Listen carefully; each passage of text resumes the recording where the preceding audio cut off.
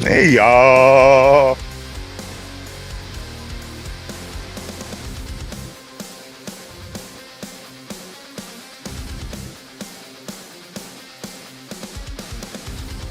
We shouldn't even have to do a show after a game like that. I'm still recovering emotionally. There's a flag on the play. Unsportsmanlike conduct. Pittsburgh for defending. Ryan Garzunas, 15 yards.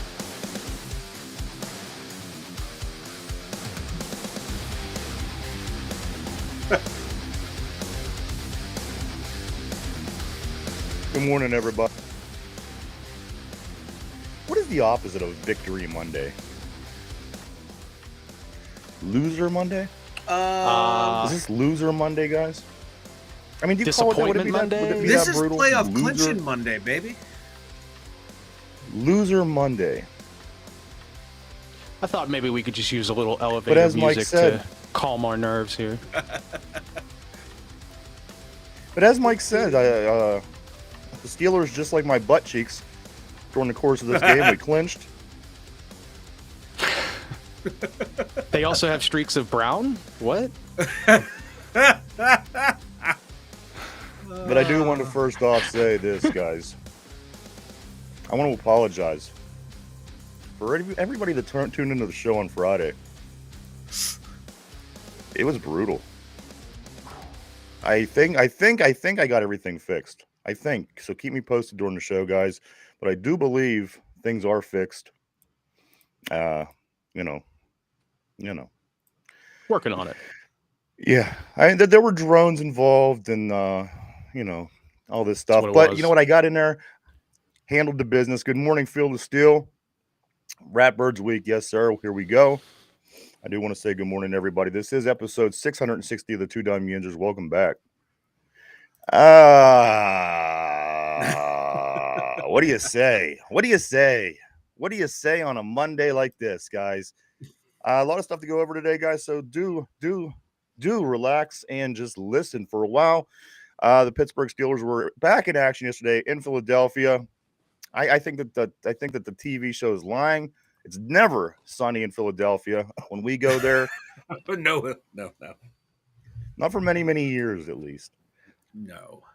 At least the last time it was sunny in Philadelphia for us, people were on acid, and maybe it wasn't even funny and sunny because in the 60s, nobody was of sober mind. But nonetheless, here we are, guys. Good morning. This is the Two Dumb Yinzers. We got a lot of things to talk about today. A short week for the Pittsburgh Steelers, a clinched playoff spot. How do you make the playoffs when you lose? All this kind of fun stuff we're going to talk about today, guys, including some other fun things on top of that was accomplished by our Pitt women's volleyball team. That's right, Pitt women's volleyball team. We'll get into that a little bit more later. Guys, we'll start off with this Pittsburgh Steelers game. Good morning, everybody. Yeah. Guys, we lose this football game 27-13. Pretty much the equivalent of beating the Browns the previous week, 27-14. So just in case you wondered where you stand with the Philadelphia Eagles, just think of how the Browns felt after taking the 27-14 loss to us last week. Yeah. Are we ready? Is this team even okay? Yes, we are a playoff team. Yes, we are better than half of the teams that are in the playoffs, maybe more. But does any of that matter, guys, if you can't beat? You can't even play on the same field as the teams that are considered the better teams in the playoffs. Let's look for an example. Let's not even talk about Philadelphia. Let's go to last year against Buffalo. We belong on the same field as that team in the playoffs? Do we belong on the same field as the team we played yesterday? No. A lot of people are awfully optimistic, thinking that the Kansas City Chiefs are beatable. However, they haven't lost a guy. They lost one game all season. Guys, does this take the sail out of the wind out of your sails moving forward, taking this L? Of course, we have the opportunity, guys. We could turn it around real quick, come out Saturday and beat the Ravens and be back on the, and everybody's radar, talking about the playoffs, things like this. Nonetheless, we did make the playoffs yesterday with a loss, by a couple losses. The Colts and the Dolphins did take losses to the Texans and the Broncos, which helped us greatly. But again, at the end of the day, how much does it really matter if you play these top 4 teams, let's call them, and you just can't ever seem to be on the same field as these guys. Good morning, Jen on the board. We're going to be going over that today a little bit, trying to figure out what it is we're going to have to do. We're going to be looking at this short week, getting ready for the Ravens. And, of course, the big news, guys, we're going to be looking at what's going on with the injuries on the Pittsburgh Steelers. And are we even going to be able to compete with teams that are of this caliber moving forward? Again, guys, we have 3 games left. We play the Ravens on Saturday. And then a week from Wednesday, we play the Chiefs on Christmas Day. And then we finish up the season at the beginning of January against the Bengals. A lot of things to talk about today, guys. Let's start with the guys. How you doing this morning, Finch? Doing great. 2 quick things. One, this was the only appropriate Steelers shirt I could find in the closet today because they played like poo. I like it. And 2, we talked about this in private, but I just want to bring it up on air real quick because I haven't been here for like a week. We got a new feature on the show, and it's the boom button. And I just want everybody to know that when this happens, boom, that happens. So just keep that in mind. And I think that might be the single greatest addition to this show for quite some time. So, yeah, other than that, single greatest addition since Derpy. Yeah, right. Yeah. Since our boy Derpy. We could have used Derpy out there last night. He probably would have played better defense. He probably would. He probably could have broken down and making a tackle. At least one tackle. At least one. Oh, so much stuff. I do got some other stuff in works for Derpy. Maybe I'll send it over during the course of the game, and Mike can show it on his screen as we go. But guys, let's get into this. Guys, I think the big thing here is not even the loss; it's the injuries we took. Of course, 3 huge injuries during the course of this game. T.J. Watt with the ankle, Dante Jackson with the back, and you may not feel that this is as important, but Justin Fields, I mean, it is important. He goes down with the ab as well. And this is on top of the Pickens injury, the Deshaun Elliott injury, and the Larry Ogunjobi injury that we went into the game with to begin with.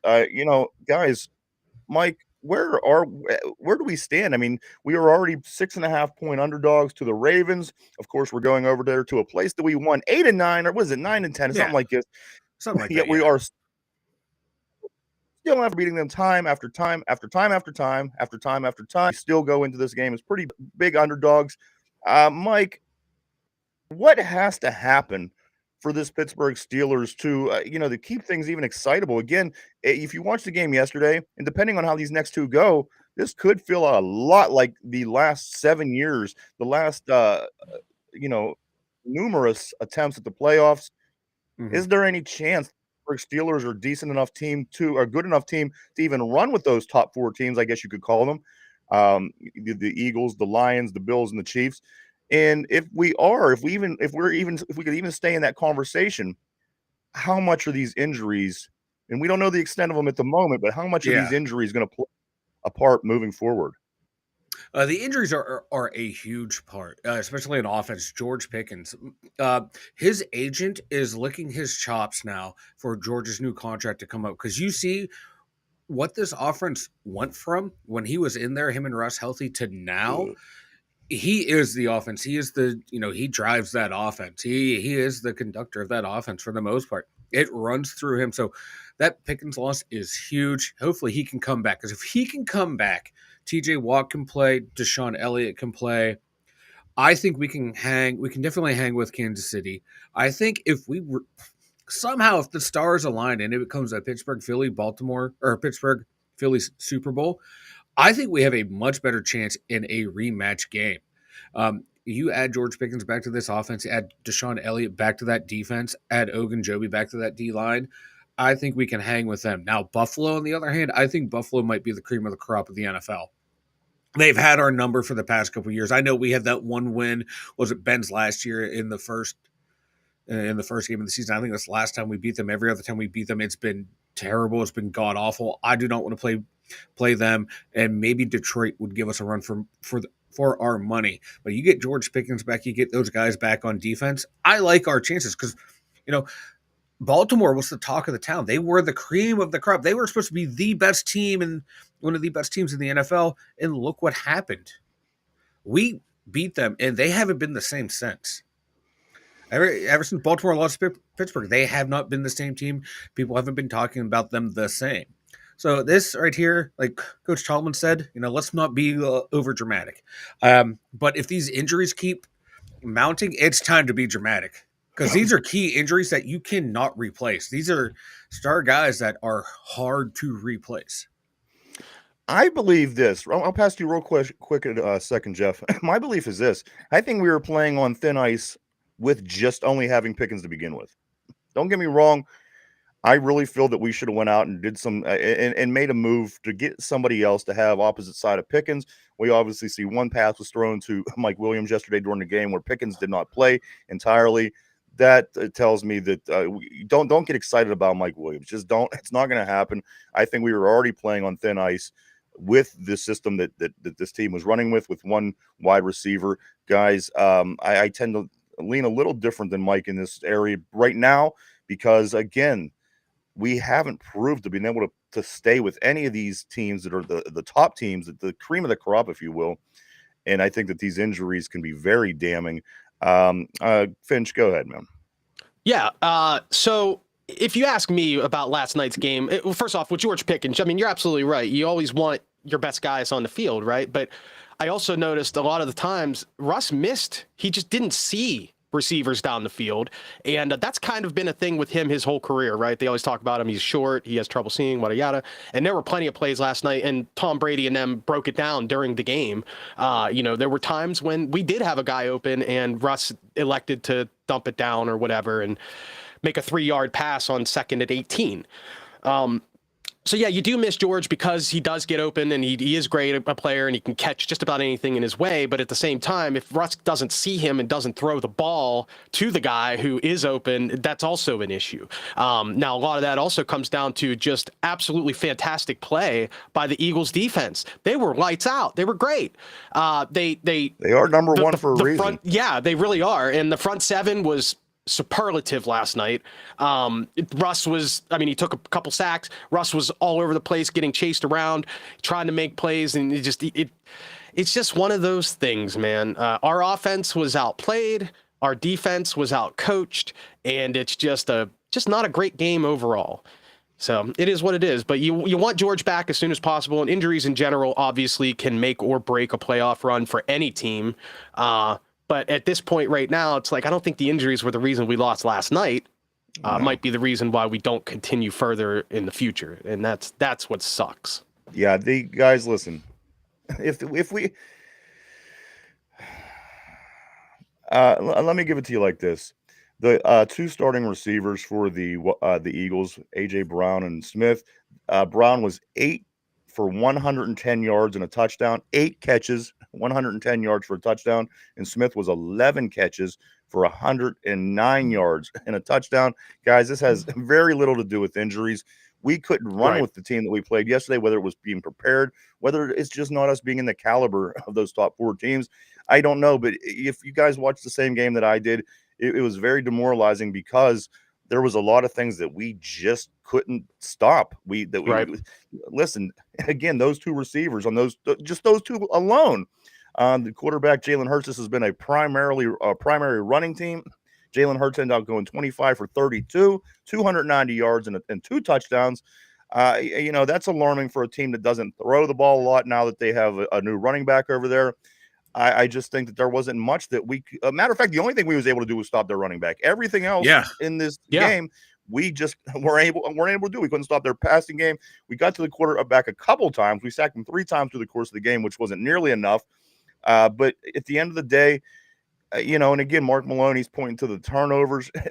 We got outplayed by this football team. There was no point during this game when you really felt like, you know what, okay, we could turn it around right here if we would drive down the field because it just didn't happen. Can I give you a stat real quick here? Yes, please. So I'm looking at the team stats, and I mentioned this to Mike before we started here in our little pregame session. There were 9 total drives by the Steelers yesterday. Yes. Do you want to take a guess at how many total drives the Eagles had? Same amount. Same amount. It was 9. Yeah. Here's the telling stat, though.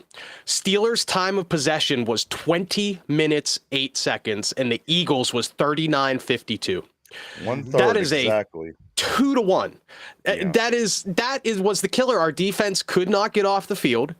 That's normally the kind of thing you would see when the running back is doing great, right? If Saquon's out there pounding the ball, you expect our time of possession to go down because it takes time to run the ball. And that Somehow wasn't even the they case. managed. No, it Because they wasn't. passed all the It's time. unbelievable. And once again, I think that was, the Steelers defense obviously didn't play well, but I truly think that we were just totally out-coached and outmatched. The Eagles offense, they were humming like yesterday. Mm-hmm. They were great. And you got to give all the credit in the world to those wide receivers. All season they talked about Saquon and how great he is, and he truly is. But Keyshawn Johnson actually said live on the air the other day something that I hadn't thought about, and he was proven right last night.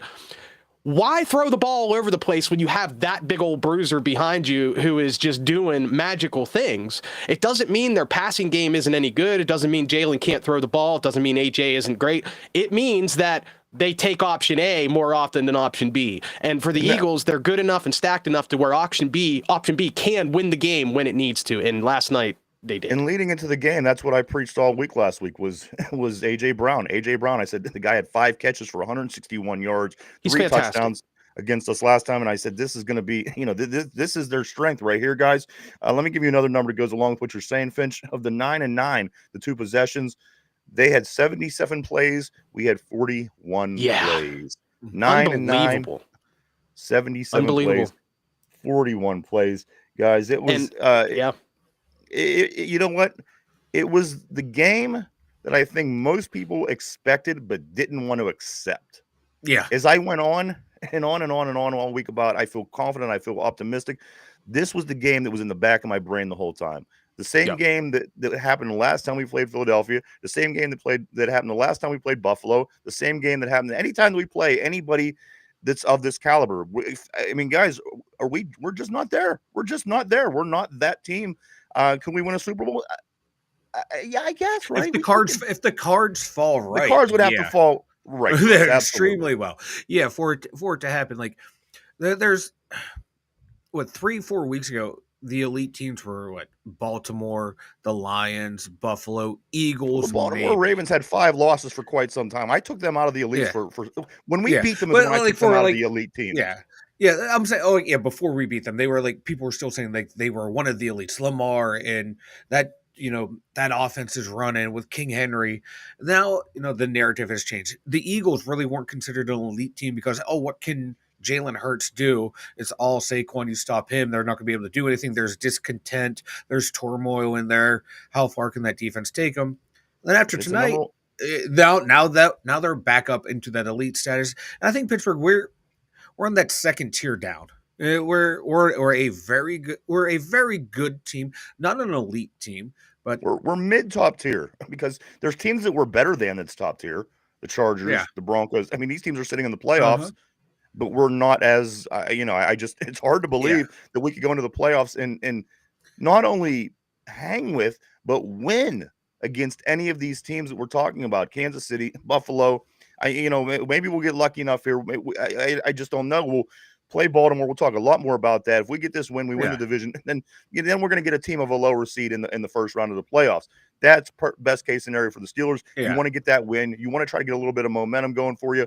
Getting that Chargers, that Broncos, that team of that caliber, that could be beneficial for the Steelers, guys. But I got to tell you, you get into the second round, and where we're sitting right now, and if we would get to the second round, we would get probably Buffalo or whoever will be Buffalo or Kansas City. It doesn't matter, guys. Do you really, Finch, Mike? A few weeks from now, second round on the road, going to Arrowhead or going to Buffalo. What's the chances? I mean, realistically, are you going to get excited? Yeah, you get excited. It's the playoffs. But guys, do you realistically see us getting over a second round hump, which would be either Buffalo or Kansas City? Realistically, I still think we can. It is a realistic possibility. I mean, we'll have a better idea here in 2 weeks once we see Kansas City. But I'm not as nervous about playing the Bills or the Chiefs as I would be playing the Lions.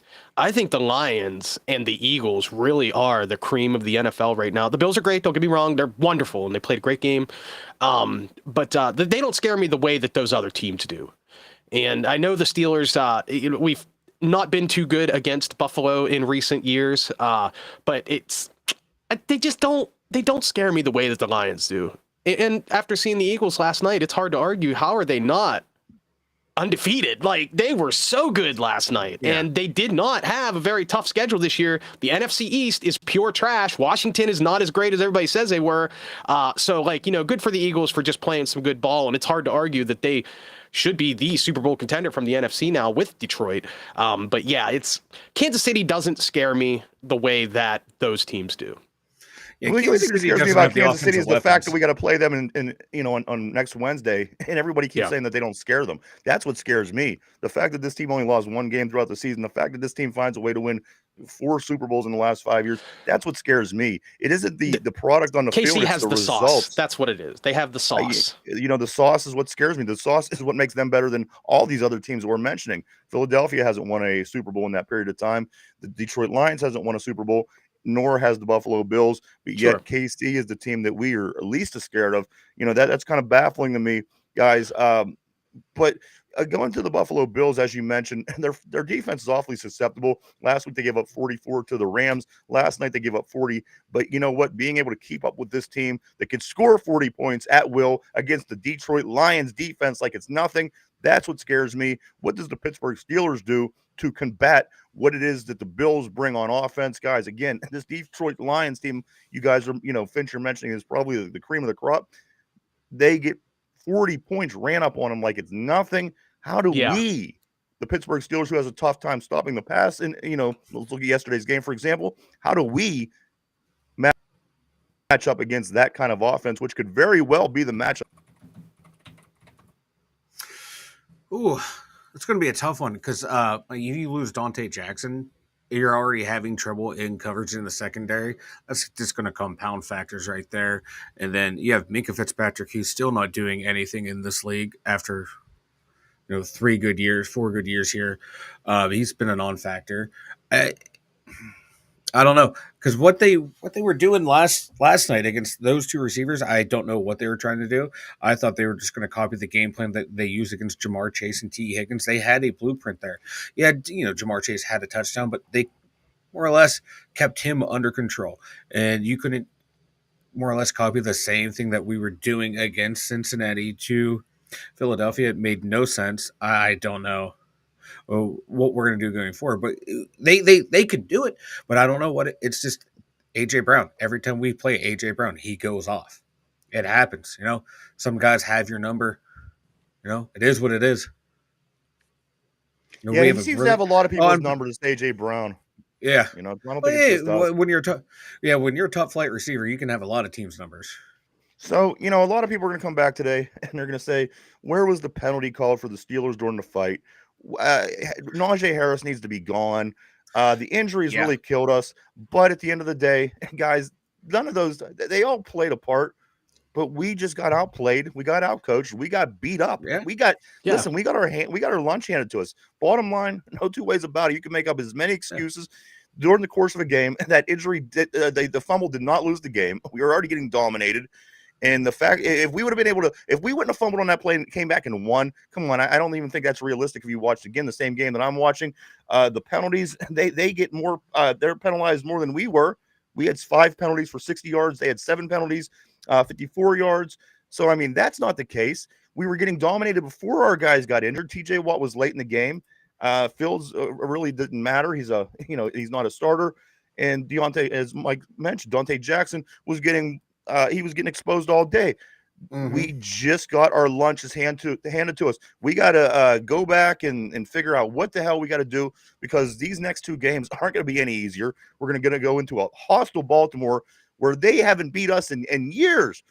Who do you think is more motivated to beat the Pittsburgh Steelers right now than the Baltimore Ravens, and then this lowly 1-loss Chiefs team that everybody kind of keeps saying they're not scared of? Guys, it's kind of worrisome, but I am still optimistic because we lose and make the playoffs. Bittersweet. It's a bittersweet Monday. Mm-hmm. Let me go over some numbers here, guys, and then we will get to the board in just 1 second. The total yards for the game was Philadelphia had 401 yards. The Steelers had 163. The passing game was 270 to 107. I don't need to tell you which direction that favored. The running game 131 to 56. First downs 26 to 10. Plays 77-41. Sacks. We did sack their quarterback more than they sacked ours, 3 times to 2. We punted the ball 5 times. They punted the ball just once on those 9 drives that Finch was telling us about. Also, the penalties I did mention, they fumbled twice. We fumbled once. So again, you could take away the fumble that we had that cost us the game, apparently. And again, 1/3 of the game time of possession was what we had, guys. 20 minutes and 8 seconds, as Finch indicated, to 39-52 for the Philadelphia Eagles. There's no rhyme, reason, excuse. We got our asses handed to us. It was a good old-fashioned ass kicking. Again, you could attribute to all these things and say that all these things played a part, which they did. But if you take one of these things away or add another thing to where one of those was taken away, do you really see this game resulting much differently? It really felt like we got our asses kicked. There was no point during this game that you really felt like the Steelers were in control. Some more numbers here, guys. Russell Wilson, goes 14 for 22, 128 yards. So I think that's two games in a row he's thrown in the once his big 400-yard game. Najee Harris, guys, 6 carries, 14 yards.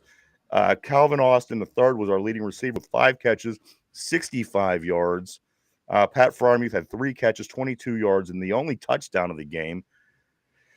On defense, Patrick Queen led the way with 11 total tackles. Highsmith had 8 total tackles and a sack, and TJ Watt had 7 total tackles, 2 sacks, and his 33rd forced fumble of his career, which is the most by the Steelers in team history.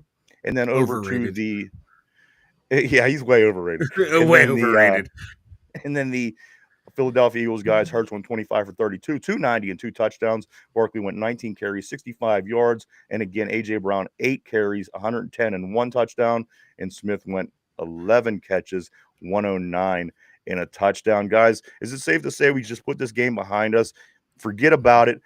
Say, hey, you know what? We're in the playoffs. It's Monday morning. Let's get ready for Baltimore and do what we got to do, because there's nothing we could do at this point to ever change what happened yesterday in Philadelphia. It is what it is. And guys, at the end of the day, we are 10-4. At the end of the day, we are at first place in our division. At the end of the day, we are in the playoffs. So we're doing better than most teams, except those 4 guys. In order for the Pittsburgh Steelers to even be in the conversation for the Super Bowl, we have to figure out those 4. In the last 9 games, the Steelers have lost 2 games. The sky is falling.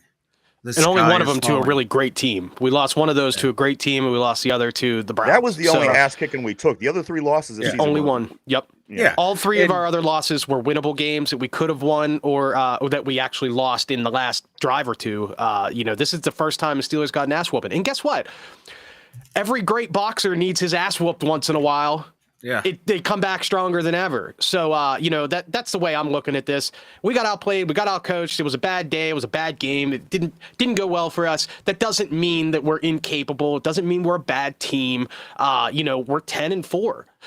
We've played and beat some of the creams of the crop. We keep bringing up that phrase today. We've beat some really great teams this year, and there's no reason to believe that we still have the talent. We still have the coaching. The injuries will be the X factor. The Steelers are going to be all right, man. I don't know if we're going to make it all the way to the Super Bowl, but these next few weeks in the first round of the playoffs, the Steelers are going to be okay. Yeah, they're going to be fine. And once again, this franchise has not won in Philadelphia since 1965. Chuck Noll didn't win there. How do you even explain that? Something that goes Howard there. Tomlin, because it's not a coach. It's not a player. It's not a particular team. It is since 1965. We just can't. How do you even explain that? It's unexplainable. Yeah, it's weird. It's same thing happened in hockey for the longest time. The Penguins could not win at the Spectrum. Right now, the Steelers can't win at Lincoln. They can't win at the shithole that it was before. It is what it is. It's frustrating. It's annoying because looking at the schedule, okay, that's a loss. You just know that one right there is a guaranteed loss because we just can't win there. And like Ryan said, it's not a coaching thing. It's not a player thing because it's been 50 some odd years. I don't know. It's hard to explain, but this game sucked. This is the Eagles did to us what we typically do to other teams. And sometimes you got to get a taste of your own medicine, and nothing resets the focus like the Ravens week. Yeah, guys, it is the halfway point. Guys, do get on and vote for your favorite Pittsburgh Steelers to go to the Pro Bowl. Don't let yesterday discourage you. The guys, a lot of them are just about there. Some guys are at the very tippy top of the list, but there are other guys that are they just need a little bit more help. Do get on and make sure you vote for your favorite Steelers for the Pro Bowl. Guys, we can get a lot on this team. And you know what? Again, we're 10-4. We're in first place and we're in the playoffs. They deserve to be there. Just a couple other issues that we have to work out down the way. Yeah. Also, guys, let's get to the board. There's a lot going on, and I want to hang with these guys today, Mike. I really do. We get all excitable when we win, so let's not be so excitable about the game today. Let's calm down. Let's be fatalistic. And let's talk to some folks here and figure out what's going on in the public's eye. I'm going to start with. Let's see. I'm going to start right here. Right here. No, right there. Okay, right here. Right here. All right. Can you pick one? Can you pick one? No. You can't pick one. Here we go. I'm going to start with Jen. She says our defense was out there way too long in the second half. Jen also says we hurt ourselves. Yinzer Joe. Yeah. And I do want to say good morning to everybody as well. Yinzer Joe says Steelers defense was wore out chasing the quarterback, running back, and receivers. If Harris didn't fumble, maybe they would have had a chance, but Philly went into time management and put it away. Yep. Field of Steel said ready to hunt the Ratbirds. Mark Malone, he says we had 2 big turnovers. And that's what I'm saying. We couldn't take advantage of the 2 turnovers early, so you can't count that. You can't say that the fumble late in the game when we were already getting our asses kicked.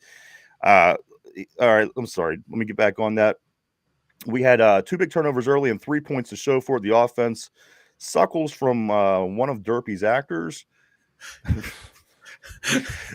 Jen says, yes, Steel, bring them on. John says, coaching, why continue in zone when it doesn't work? You know what? That Mike, who is it that always goes on about the middle of the field? Is it Ron Navy? Me and Ron, that middle of the field. Boy, every time they caught a ball in the middle of the field, I thought of Ron Navy yesterday. John also says the Super Bowl is not a realistic idea. It's not realistic. Also, Mark Malone says Tallman is the great secondary master. He's so well at compensating because he can do things that most people can't understand. That was to John from Mark. Phil still says Saturday, baby, AFC North. Ratbird's Nest, all right. John also says Tallman's game decisions are ass. He wasted 17 seconds and took a timeout in the second half. He continues to make rookie mistakes after 17 years of coaching. Mark Malone said he also once wasted a vast majority of Hall of Fame quarterbacks' careers. Ooh. Just real quick to point out, now, if you think time management is what lost the game yesterday, then I don't think you understand football, dude. I mean, he does make mistakes, but that didn't lose the game. Everybody's allowed to have a different opinion. You know what? That's one thing people keep saying on this show. You don't understand football. I think we all understand football. You should have different opinions. Guys, I mean, there was just something that went on in the inner works of the show the other day, and that's what this comment was made about, and the people that were involved know what I'm talking about. But I think it's unfair to say they don't know what they're talking about when it comes to football. Maybe it's just a different opinion. Let me get back to the question, or the comments here. Boom. Mark Malone said he also Jen says, do you think Kenny Pickett got a petty game ball? I think Kenny Pickett does get the petty game ball. Oh, Mark Malone, nobody has done less with more than Tomlin. Interesting. Harbaugh, Shanahan, just to name a few. Yinzer Joe says, realistically, if the Steelers have a second-round playoff game, I feel like they could beat KC. There's another one, so maybe these are all right. Maybe I'm the only one that doesn't see this. KC, maybe not Buffalo. Allen is just on fire right now. Mark Malone says, with Tomlin very poorly, with any other head coach pretty well. Interesting. Field of Steel says, yeah, it happens. Move on. Ratbirds are next. That's kind of where I'm at, guys. What else are you going to do, right? John says folks need excuses to cope. Jen says the Eagles had a rushing average of 178 yards, and we held them under to 65. That was Tomlin's focus on not stopping AJ. John says Steelers are spotted 6 points against the Ravens.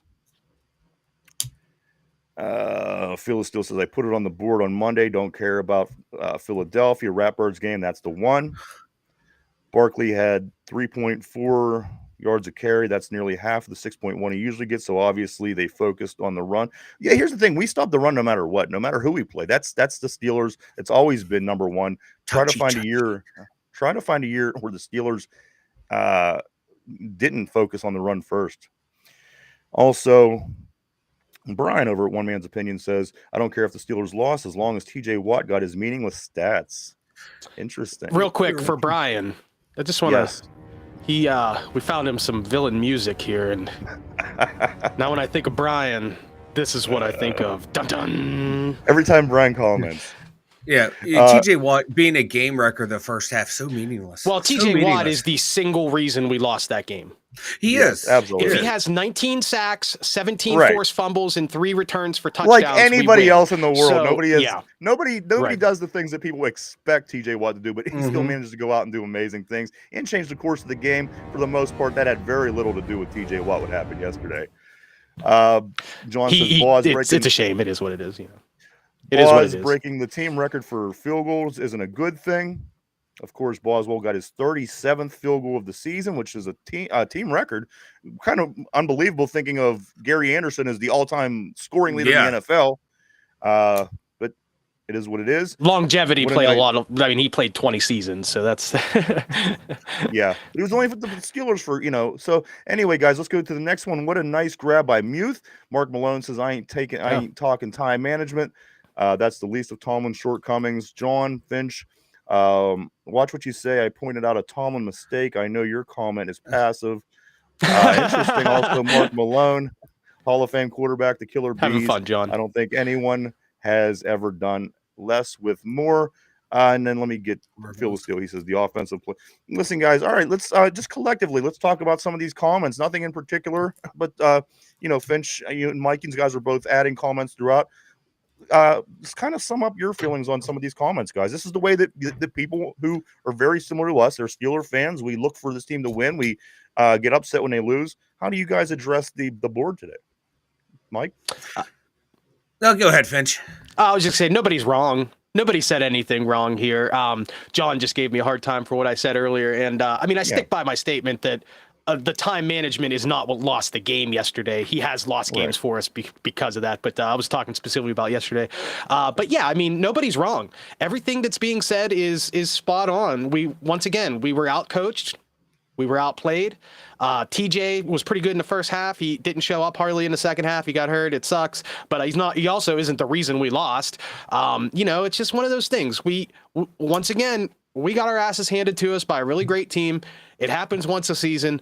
Just happened to be our turn, and I'm glad it happened against an NFC team as opposed to something that could actually affect us in the standings. And after all of that, we still made the playoffs. So it sucks. It is what it is. It's a learning experience for our team going forward. And as long as we can heal from the injuries, that's the biggest concern right now. I was told this was an alcohol-free zone, or is that just a rule for me from now on? Well, I mean, you drank on 90% of the show so far. Well, Mark Malone said he got a beer in hand, and I feel left out. Well, John got Terry Bong show. Mark Malone got a beer in hand. I don't know what show you've been on for the last 700 shows. So I get nothing today, because if I knew we were going to come in here and get all liquored up and bitch and moan about the team, I would have joined in. I was trying to be a positive. Maybe if you would join in, you could get up to the level that you were at on Friday's show, and we could all just watch you laugh for 45 minutes. That was wonderful. Maybe that would be maybe that's what everyone needed, was me to come in and just be a complete total train wreck and just have the Steelers lose. You know what? Hey, thanks, Mike. I tried to bring a little positivity to the downfall here. Trust me, it's a struggle for me to. There's no downfall. Listen, there's no difference from 2 days ago than there is today with this Pittsburgh Steelers team. It's still the same team. If you let me give you this, Mike, Finch, 3 people on the board, and Coach Tomlin, go put together a game plan. Play the Philadelphia Eagles 2 days from now and see if the results are any different. Guys, this team just beat our ass. They're just a better football team than we are right now. There's not much of an excuse. There's nothing changes between now and 2 days ago. It's the same team. You're going to get the same. So there are everybody wants a scapegoat. Everybody wants a scapegoat. And again, 10-4 first place in the playoffs. Maybe these aren't the worst problems in the world. There's teams that have a lot bigger problems than we have. Guys, let me just go over a couple more things here about this football game. This was Russell Wilson, of course. Yes, Russell Wilson was 6-0 with 9 touchdowns and 1 interception versus the Eagles in his career. He takes the first L. Maybe it was Russell. No, it wasn't Russell Wilson's fault. But again, guys, what a time for him to lose to the Eagles for the first time in his career. Also, what else? It's the first loss to a winning team that the Steelers had all season. Every winning team we played and we beat, we were 5-0 to this point. Every team that was in a playoff spot, it was just the fashion, the way we lost this game, guys. The fact that we got punched in the mouth and then we got jumped on us, and then they beat the shit out of us. And then when they got done beating the shit out of us, they stood up and kicked us in the ribs 9 times. And then they spit on us as they walked away. That's why this feels the way that it does. The Steelers are no different than they ever were. This is again, we're 10-4. We're in first place. We're in the playoffs. We just have to right now, again, put this behind us, figure out how we can beat the Ravens and win this division this week. As Finch hit it right on the head, this is an NFC team. If you're going to lose anybody, it's good to lose to an NFC team. Yep. Best, it's the best case scenario of a bad scenario. What else do we got here, guys? Does anybody want to talk about the? I got on my notes here the fight and all that, and the penalty. Do you want to address? I wasn't even going to because I thought it was such a non-factor. But go ahead. But the funny thing is, they were saying that the video assist showed 0 punches thrown by the Philadelphia Eagles. The literal first punch thrown was by the guy that Darnell Washington blocked out of the end zone. That guy, which there was nothing wrong with that play. From the time you're a little kid, you played till the whistle. You pushed that guy. You blocked that guy until the whistle. He did everything that he was supposed to do as a player. He gets punched in the mouth. Nothing called. One of their Darius Slay comes in, pushes a guy. So then little Calvin Austin pushes someone. Calvin Austin gets punched in the face. Yeah, Calvin Austin got punched in the face, then pushes back. He gets a foul. There were multiple punches thrown by the Eagles that were not called. It was a farce. It was a joke. But if they wouldn't have said, "Oh, there was no video evidence of punches thrown," I wouldn't be upset about it. Fan video. There were videos of that scrum that I watched last night in the end zone, and fans that were in the end zone. I mean, it was so clear. And a referee missed the call. Okay, maybe he didn't see it. It is what it is. But it was kind of egregious, and it happened a couple of times through the game where Steelers got pushed around, and there should have been something called for it. I've never been a conspiracy theory guy when it comes to the NFL, but the way the refereeing has been the last couple of seasons and really bad this season, it does kind of give you that thought, like, who's paying these guys? Or probably the more likely scenario, where are they gambling? Where are they got their FanDuel app going during the game? Ever since Vegas jumped into bed with the NFL, I've noticed a change in that league. And I didn't want to. 100% I said to myself, they're going to keep it separated. They're not keeping it separated. No. Every game comes down to the wire. And now, with exception of our game. Watch. Now that in Major League Baseball, now that Oakland Athletics are going to be moving to Vegas, you're going to see some shit with these umpires. And I truly do think, like I said, I've never been a conspiracy guy, but dude, when there's money involved, people will do some wild shit. Remember a bunch of NBA referees got in a lot of trouble 15, 20 years ago? There is no reason to believe that it can't happen to the NFL or Major League Baseball or even hockey. It could happen. It could be happening right now. Now, is that the reason that those calls got blown during the game last night? Probably not. They got missed, but it's hard to say, hey, these calls were missed, and they could have benefited the Steelers at the time of the calls, especially the scrum in the end zone. Yeah, that scrum in the end zone, we were starting to move. And then TJ Watt. It was a momentum shift. Yeah, I'm going to say, and then TJ Watt, the play he got hurt on was another play where he got held by Lane Johnson. That's another thing. He gets held constantly, but that's nothing new in the NFL. We talked about this 15 years ago with James Harrison. I remember Joey Porter got held all the time. Yeah. And those are just Steelers. It happens to a lot of great players. The referees sometimes are blind to great players in those situations or blind to favor great players in those situations. Tom Brady. Yeah, and Lane Johnson, he's gonna once he's done, he's going right into the Hall of Fame. So you got 2 Hall of Famers going at it, and of course they're gonna let the offensive lineman, who's probably held his entire career, go. Now I am a conspiracy theorist. Connor Hayward getting punched in the face. My friend, theorist, and I feel like this. As far as the umpires and the referees in Las Vegas, I don't know if the Oakland A's is going to make much of a difference because, of course, you see how that's working out for the Las Vegas Raiders. They're probably the worst team in the league. But I get what you're saying, though. I'm totally on board. Guys, let me catch up with some of the comments. Finch, I see that I recognize this name from a project that you've done previously. Tim Harris is on here. Yeah, my good friend Timmy. your buddy Tim here. So let's get into a couple of his comments. He had said, I'm a Bears fan. I don't feel bad for Jens losing and still clinching a playoff spot, although I am a huge Russ fan. He also did comment. He had said, it's fixed. The Eagles, the Chiefs, the Packers all get sucked off by the refs. I couldn't agree more. We all have a conspiracy guy on our timeline, right? Tim's the conspiracy guy on my timeline. And guess what, Timmy? You're starting to get at me on this one. I think you might be right. And then he makes a couple more comments about the Astros and things like this. But I do like Tim. Guys, also on the board, John says I can't put a 1990 VHS Steelers tape in. Listen to folks complaining about the refs. It has always been bad. Electronics brings it to light each game. Yeah. When you have super slow-mo high def, it's real easy to point things out that you couldn't point out 30 years ago. You're 100% right on that. But my counter argument is, how come we aren't using this technology to get this right more often? That's been the argument in baseball, right? Why not have a camera for the strike zone? Why not allow more? Now, there was that they made that rule a couple years ago where you could challenge PIs. You remember that? And it was an absolute flop. God. I think they had the right idea. They need to figure out the right way to implement it. And that you're 100% right, John. People have been complaining about referees and umpires for beginning of time. 100 years in all of these sports. I mean, that's true. Calls get and missed. Their team is always the team that gets penalized the most and treated unfairly. Let me grab a couple more of these comments, guys, because we do have to get into grades. We got to get into game ball. If you could even pull one out. Let me start here with Yenzer Joe. He says, look at the time management in the fourth quarter. Eagles got the ball, moved it systematically down the field, and got the goal line tush push. Again, that was another thing that the Eagles were able to do, guys, was move it at their own will. That was another thing the Steelers were not able to do. Guys, we got our asses kicked. Let me pull up a couple more of these, and then we will move on. John says that's the difference between winning and winning against teams and winning against a Super Bowl team. Absolutely. Somebody mentions in the comments about the big game that Russ had against the Bengals. The Bengals have one of the worst defenses I've ever seen in my life. Yeah. Where he did put up the 400 yards. So that is the difference. And I believe there was somebody in here also.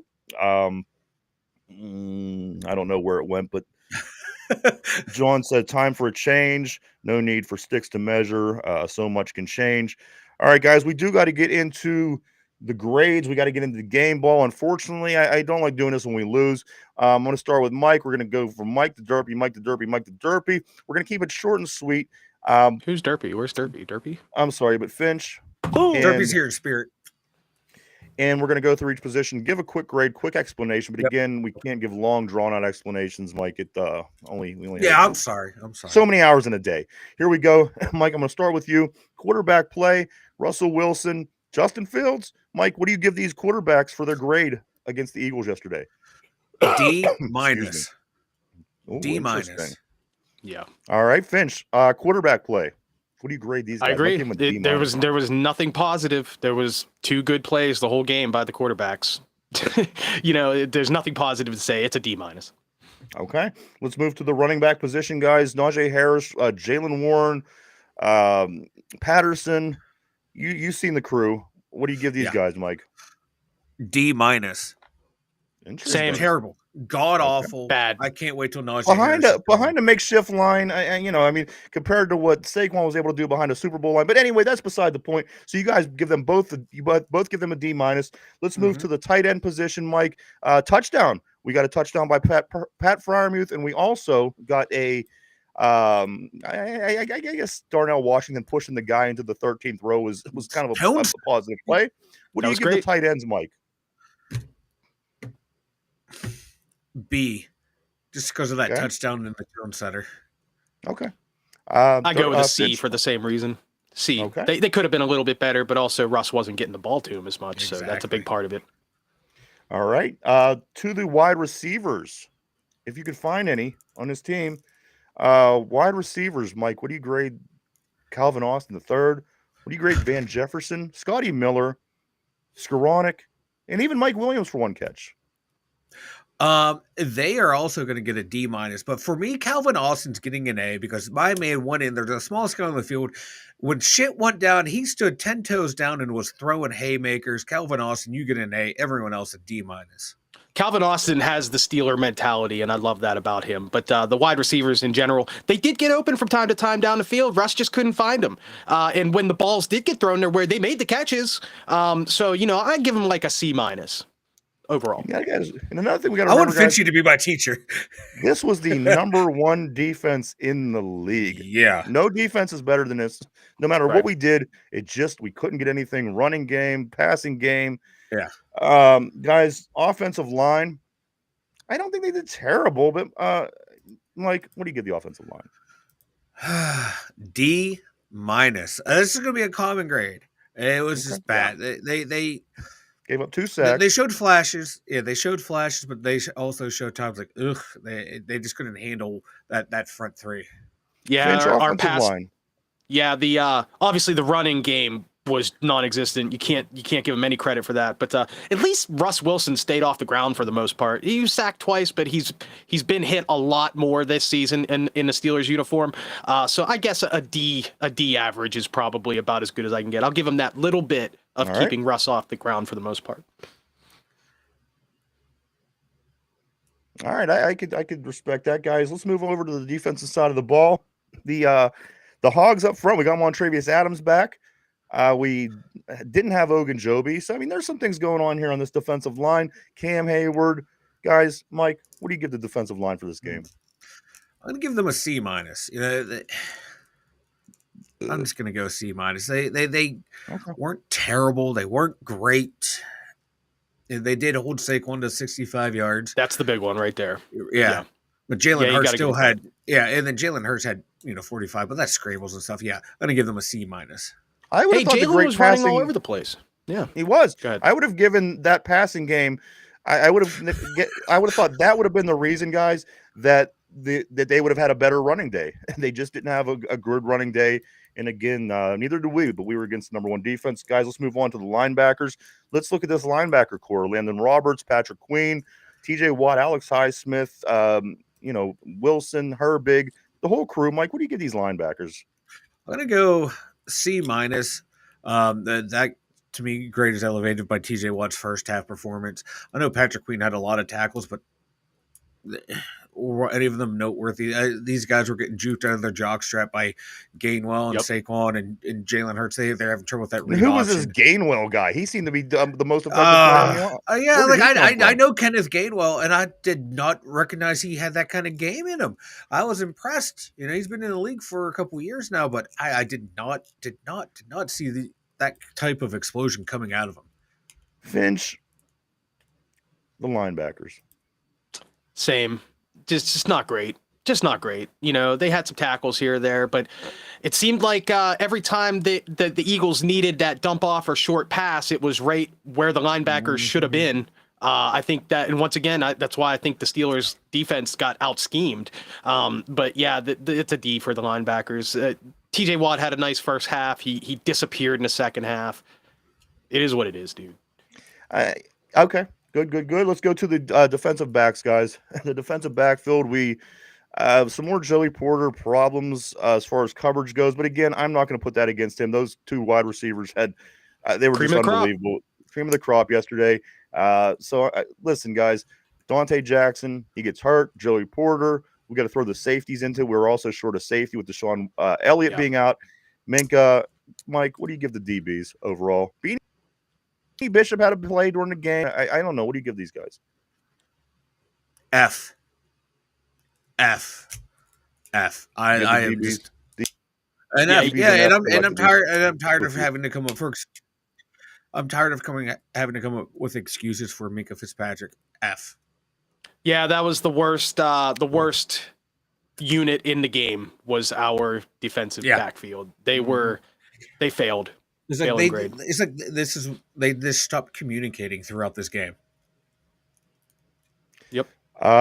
Phil still says so. Finch just said TJ Watt lost the game. I don't think that's what he said. No, that's not what he said. That's not what he said. I said that the linebacking crew in general, TJ was the one bright spot they truly had, and in the second half he disappeared. They pulled him out of the game, and eventually, obviously, he got hurt. But no, TJ did not lose the game, but it would have been nice to have him show up in the second half. I got to give credit there, and I got to give Brian a pat on the back for pointing that out last night. Let's see, special teams. Special teams. I don't really even know if there's enough to go by. Yeah, Boz made his field goals. Mike, Finch, anything from the special teams? What do you grade these guys? They had a nice punt return again, or a kick return against us. I think I'm going to give them a C-. Finch? Yeah, same. I'd go with a C. They were average. I mean, we didn't make plays, we didn't have any returns, but Boz was Boz. When he was called for, he was there for us, and a C at best. All right, guys, let's go to the coaching. How do you feel the coaching was during the course of the game? Not just the head coach, but how does the defensive strategy look to you? The offense, Danny Smith, the whole crew, top to bottom. What do you give these coaches, Mike, for the game yesterday? It was an F. It's a poor performance all around. Like the adjustments we normally make in game and in second half, they just weren't there. Finch, same with you. Nothing to disagree with there, man. I've been pounding that drum all day today. We got out coached. Our defense especially got out coached. No, John agrees with you guys. He also says F on the board. Finally, gentlemen, overall, what do you give the overall performance by the Pittsburgh Steelers, and how much of it was a poor performance opposed to just getting beat by a really good team? Sometimes at the end of the day, you could play your best football and still lose, which wasn't the case yesterday. But Mike, let me start with you on this one. Overall grade. Overall grade was a D-. Yeah, it was just, and this was nowhere near the best of like the Steelers' effort that they put out. It was just a bad game all around from this team. So yeah, it was just an F performance. Yeah, even in bad performances, you can usually find one bright spot, right? Like you could lose a game but still have that running back that got 100 yards, or you could lose a game and still have that defensive back that got 2 picks, 1 for a touchdown. We have none of that. Not a single bright spot in this game. This was a D- performance. The only reason I don't give it an F is because we at least got a touchdown. We at least scored some points. So yeah, it's bad. That was a bad game. Mike, I want a game ball from the Pittsburgh Steelers, a guy that wore black and gold yesterday on the field. I want a game ball. Who would you give it to if you had to give one to a Steeler? TJ Watt. He balled out that first half, and then where's the team to pick him up in the second half? I mean, let's be honest. Like Trent, they're starting right tackle. Everybody's waiting for Scar to enter. He said it that was a fight from beginning to end against Watt. He said it. Being left alone on an island was one of the worst things he's ever had to do in his career. So, yeah, if a future Hall of Famer says that was one of the worst games he's had to play against TJ Watt, I think TJ Watt gets the game ball for us. I just don't know what you want from TJ Watt. You want him to get 30 tackles a game? You want him to cause 7 forced fumbles? I mean, this is what there's 10 other guys out there that are allowed. Exactly. To if those people would play to their level, if they would play to the level Watt played it as he's knocking out his 33rd forced fumble, things maybe would have been better. But Finch, I got to come over to you on this one. The Pittsburgh Steelers, I want a game ball. I want a game ball by a person that wore black and gold yesterday. Can you make that happen? There's only 2 players that come to mind who played at least a halfway decent game, and one is Calvin Austin, the other is Beanie Bishop. Now, I know that we just said that the secondary was terrible, but Beanie did have a couple nice plays. Yeah, I think maybe Calvin Austin. I mean, he, as we said earlier, he seems to be embracing the Steeler way.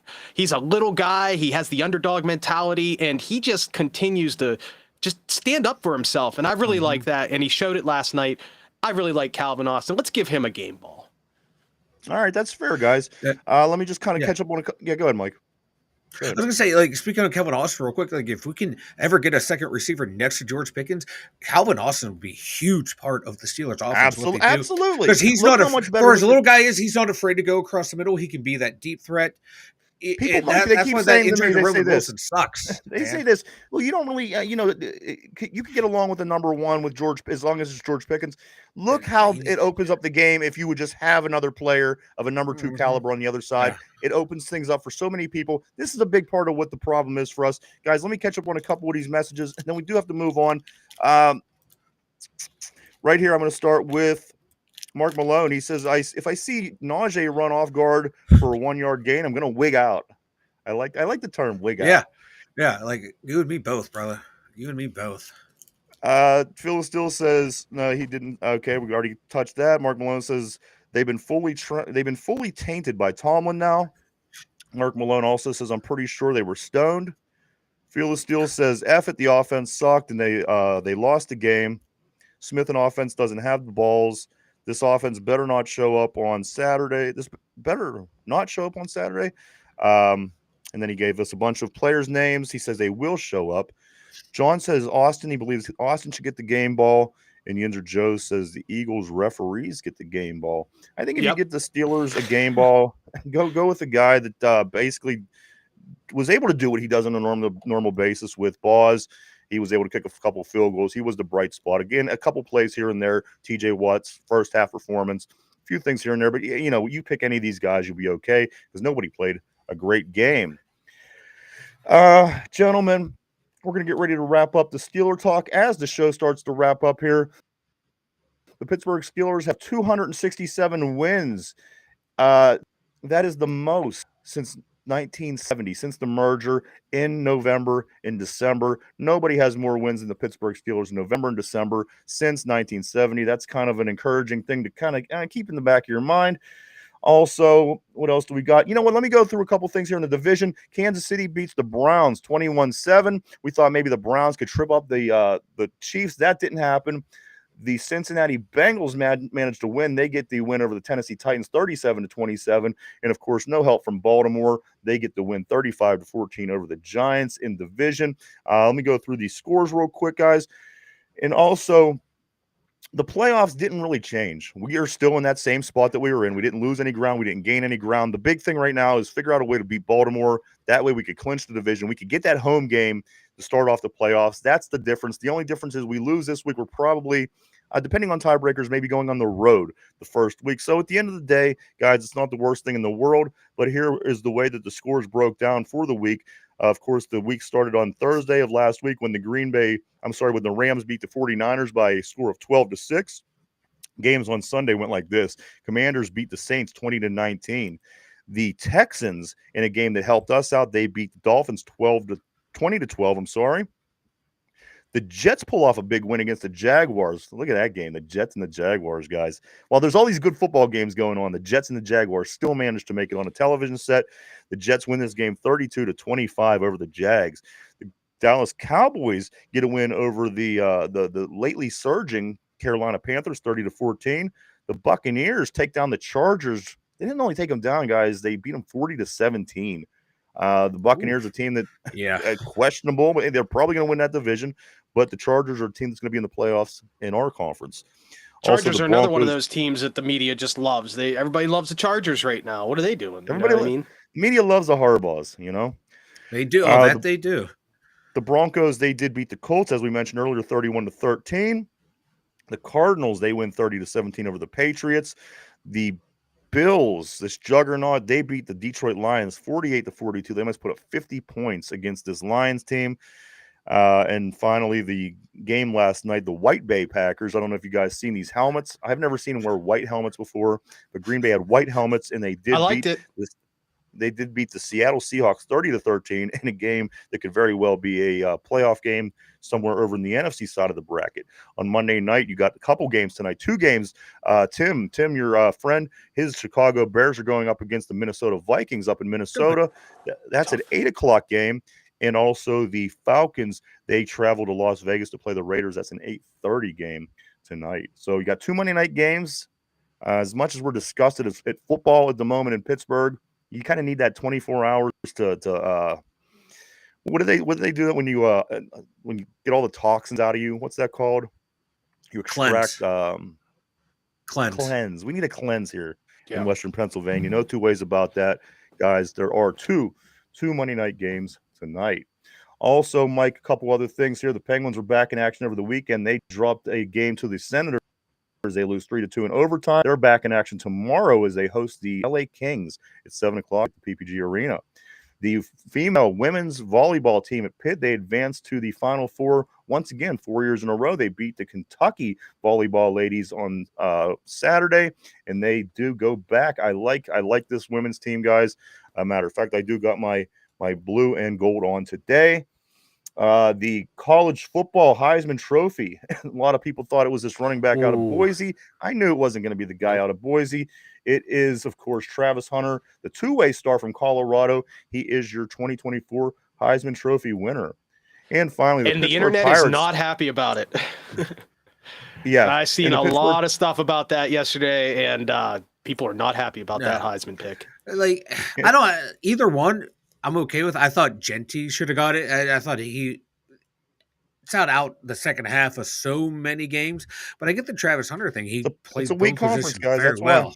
It is. Both of them are. That's exactly. Yeah, and congratulations to Hunter. You know, I'm not saying he isn't deserving of any accolades. He's a great player, and he's a two-way player, which is amazing. But you know, he didn't have the stats as the other guy there. Yeah, I think what's his Hunter's going to be a damn good player in the NFL. Genty, depending on where he goes, I think he can put up some numbers. Yeah, the guy's obviously a great physical talent. So good for him. It's going to be interesting to see him play people that are his talent level and better. That's one thing I'm going to be interested in seeing. Also, guys, the Pittsburgh Pirates, they make a splash move. That's right. Your Big Pittsburgh move. Pirates, they acquire utility man Emmanuel Valdez from Boston. I thought that was the guy that traveled real quick. Columbia I've with never his donkey selling coffee. This Valdez, Emmanuel Valdez, guys, our new utility player. Go ahead, Finch. I was just going to say, I can never, my whole adult life, I can't hear the name Emmanuel and just immediately not think of Cinemax in the 90s. If you know, you know. My man. My man. If you know, you know. Detox enema. John says we need an enema here. These Steeler fans need an enema. But guys, let me take a look. See around. Hey, there we go. Again, I recognize that music.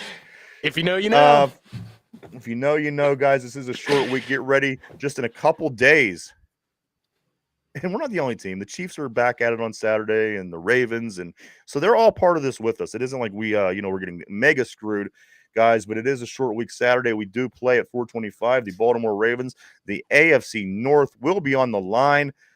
Maybe the biggest game of the year, guys. What do you think about this Ravens game? I think we're gonna, when this show ends, we're gonna stop. We're gonna put the Eagles behind us. Tomorrow we come back with a full head of steam. Get ready for the Ravens because it is a short week. Mike, Finch, Baltimore Ravens, things change around, or is this the beginning of the domino effect, which you've seen with the Steelers when they're 11-0, which you've seen in the past when, you're doing well, but you take a demoralizing loss. Sometimes that could take it out of you. Guys, is this Baltimore game going to be everything that we hoped it was going to be, or is you kind of feel a slide coming here? I don't feel a slide coming here, but I wouldn't be surprised if one happens just based on injuries, because you can't lose so many key starters and the backups not being at that level to where it's a smooth transition. That's what I can see happening. If the Ravens never scare me ever. The Ravens never scare me ever. Ever. I don't care if Steelers could be 0-14 right now and Ravens could be 14-0, and I would still feel confident that we would have a shot. The Ravens don't scare me.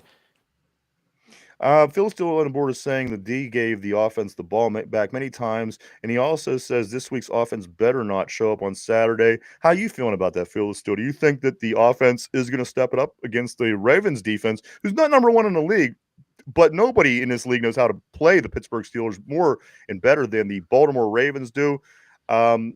Maybe put that up on there as well on the board, Phil. Guys, we do got to move on. Mike, why don't you go ahead and tell everybody about the website?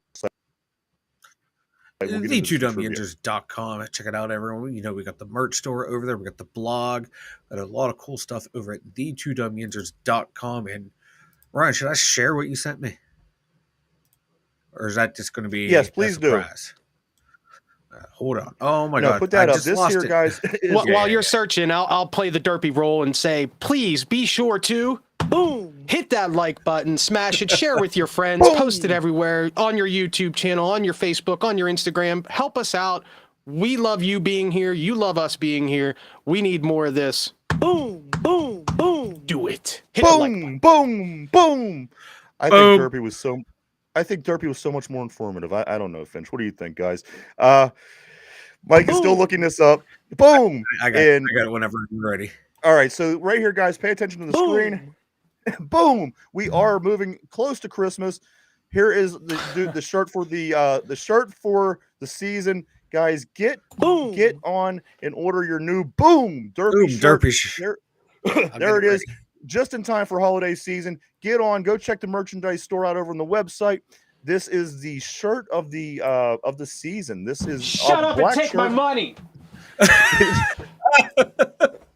It is a plain black shirt that says Boom and Derpy on the front. There you go. Get one for the holidays. It's good for all year round, but it is special this time of year.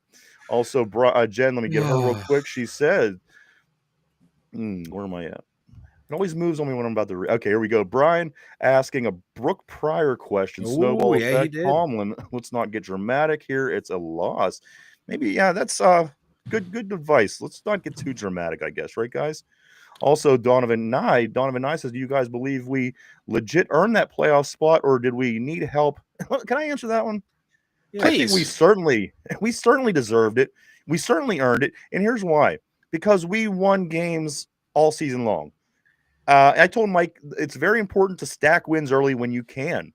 Of course, everybody's talking about this three-game stretch of all season long. People talked about Philadelphia, Baltimore, Kansas City. But what is really important? Winning all season long when you can. Get the wins when you can. We started off good, and guess what? We were 10-3 going into this Philadelphia Eagles game, guys. Even though we lose yesterday, we go to the playoffs. We certainly deserve it. Not by what happened yesterday, but by what we have been able to do all season to this point. Again, this is a loss. This is the first time we got punched in the mouth, and everything we've done to this point certainly deserves the playoff spot. So, yes, I do believe that we have earned that. Let's see. Jen says, Ryan asking poor. Was that? Okay. Where are we at? Mark Malone says that should have a graphic of two midgets mud run. Ooh, I like this. You know what? I really like the way I don't hate it. With these mid in the mud and all that. I don't hate it. He's definitely one of us. Definitely one of us, that guy. He's a connoisseur. Hey, with that name, though, right? How can you not love a guy named Mark Malone? John, he also says Derpy is so upset from yesterday's game that he is still chasing garbage trucks, and his Aunt Peaches is making his favorite sandwiches to get him home. And finally, one man's opinion on sports, he says, are the malt liquor no, they're not. As a matter of fact, I wish Mike would take that and throw it right out the window with these malt liquor shirts. They're flying off the shelves, boys and girls. Have we sold one? And finally, Donovan says another question. Do you think we can still get the number 2 seed? I think that we do not at this time. I say let's try to win the division at this point. Get the home win. Get the home game in the first round. At this point, it's going to be very difficult, if not impossible. And do you really think that we deserve the number 2? No. You'd like to have it, but there's no bye that comes with it anymore. So, you know what? It's the same thing. Let's get a home win in an easier team in the first round. I think that's where it's going to land. Guys, let's get into the trivia question for the day. Of course, this is a Ravens week, a short Ravens week. So we're going to stick with a Baltimore Ravens question. As nauseous as it makes us, but that's the way we're going to do things. Here we go. Derpy. No. Why do I keep calling you Derpy, Finch? Why? Why do I keep calling you Derpy? I'm Derpy in spirit today. You are Derpy in spirit. Boom. Boom. So put on your thinking caps, Mike and Finch. Everybody on the board, everybody home. Here we go. The record for rushing yards in a game by the Ravens on their team is 295 by Jamal Lewis. But who did he surpass that had 227 rushing yards in a game in 1998 that initially had the record? The initial record was this person for 227 yards in 1998. Jamal Lewis passed him and got 295, which is now the record. I need the initial running back. The initial Baltimore Raven who had 227 yards before it got broke by Jamal Lewis. Wait, you said the initial Baltimore Raven. So you're saying who was the Raven that had the record, or that was Correct. The NFL record? Okay, so he beat a Raven. Okay, sorry, I must have misunderstood. Yeah, it's all within the Ravens. Jamal Lewis got the record. He has 295 yards in a game. He accomplished that in 2003. Who did he pass who previously had the record as a Raven it was 227. Take a minute to think that over. We're live right here 5 days a week, Monday through Friday, 11 a.m. to 12 p.m. Eastern Standard Time every day, right here on YouTube. All right, guys. So the question of the day is this. I'm looking for a Baltimore Ravens running back who had his record broken by Jamal Lewis when Jamal Lewis ran for 295 yards in one game back in 03. I'm looking for the Raven that had 227 who got his record broken. I'm going to start with Finch on this one. Finch. Ooh. Who was the initial running back? 1998. Wow, I am really clueless. My first guess would have been Jamal. Like, he did it, maybe he beat his own record, but he wasn't playing back then. So, and I can't even think who the damn running back was in their first couple years as the Ravens. It's been so long. I don't know. I can't even think of a name. All right, Mike, I'm going to come to you. Same question. I'm looking for the initial record holder at 227 yards before Jamal Lewis went crazy and got 295 yards in 03. The only other running back coming to mind, and it's going to piss me off once you say the answer because I'm going to be like, yes, obviously him. The only one I can think of is Ray Rice. I know he was after, but F it, I'm going Ray Rice with the time machine. All right, guys. Question of the day. Jamal Lewis got the all-time rushing single-game record back in 03 with 295 yards in a game. But who did he take the record away from? Who had 227 yards before the record was broken? Finch couldn't figure it out. Mike said Ray Rice. Guys, Brian on the board. Brian at One Man's Opinion, he nailed it. Priest Holmes. Priest Holmes. Yep. Like as soon as I heard, I knew. Priest Holmes was the guy. Good job using Google, Brian. Also, on the board, Ray Rice was a choice. Also, Anquan Bolden, he was up there as well. So there you go, guys. Priest Holmes was the answer to that. He did have 227 yards, and then it got passed by Jamal Lewis, who put up an amazing 295 yards rushing in one game. Unbelievable. But that is the answer today, guys. Priest Holmes. Mike, anything before we start getting ready to wrap things up for today? And wrap this Eagles game up for the season. It's Ravens week now. You burn this game film and you move the F on. Let's go. Finch, what about you, man? Anything we wrap it up and put this Eagles game behind us for the rest of ever? You can't have light without the dark. This was the dark. Now it's time to shine. All right. Ricky Williams, Mark put on that list. Did he play for the Ravens, didn't he? For a short period of time. Was Ricky Williams over in Baltimore? So. I forgot all about that. I always think of him as Saints and Dolphins. I don't remember him playing for right. Him in his Saints uniform and standing on the sidelines going like this all game. Yeah, right. Getting himself Mike into some Ditka trouble. And the whole. Absolutely. Oh yeah. He traded the whole damn draft for that guy. Let's see. Also, let me say that Brian defending himself on the board. Feel the skill, guys. He said all of his answers this week, since they are Ravens questions, are going to be IDGAF. I like it. I like it. I like it. I love that energy. Yeah, absolutely. One other thing, guys, before we do wrap things up, does anybody actually want to see this Buffalo Bills team in the playoffs? I know that you were kind of talking, Finch, about, but I mean, in all this team puts up 40 points every game. I mean, if you look at their schedule, they put up 40. Who's going to stop this team? They're great, but they don't instill the fear in me the way that the Eagles and the Lions do. They just don't. For some reason, I just feel like the Steelers match up well with the Bills and Kansas City. I think we don't, and as proven yesterday, we don't match up with the Eagles. I don't think we match up with Detroit either. I don't know why I feel that way. I call it a gut thing. I don't know. All right. No, fair enough. Guys, anything else? As I said, we're getting ready to wrap things up for today. And any special notes, anything that I'm forgetting, anything like that, before we get ready to roll? No, I think we got it all. All right, guys. Tonight, the Monday night doubleheader. Not even a doubleheader. They put it on at the same time. I don't understand why they do this, but it is the Bears at the Vikings. That game starts at 8 o'clock, and the Falcons at the Raiders. That game starts at 8:30. We are well on our way of putting this Philadelphia game behind us, getting ready for the Baltimore Ravens. Again, it is a short week on Ravens week. This is for all the marbles. AFC North is on the line this week. If we win this game, we win the division. If we lose this game, it's going to fall down to tiebreakers, and depending on what happens in the following two games with the games played by us and Baltimore. So this game is pretty big, guys. We will be talking about figuring out what we got to do to win this game and preparing for the Ravens as the week goes on. But for today, I do want to say thank you to everybody for coming and hanging out and checking us out today. We appreciate each and every one of you. We really do. We couldn't do it without you. I do want to say thank you to everybody on the board. You guys always keep things interesting, and everybody at home as well. And I do want to say I hope quality was better today. I did a lot of work over the weekend trying to fix things because Friday I was ready to have an aneurysm, but and I do again want to. And I do want to. Oh, you ain't. As I was telling Mike, kidding.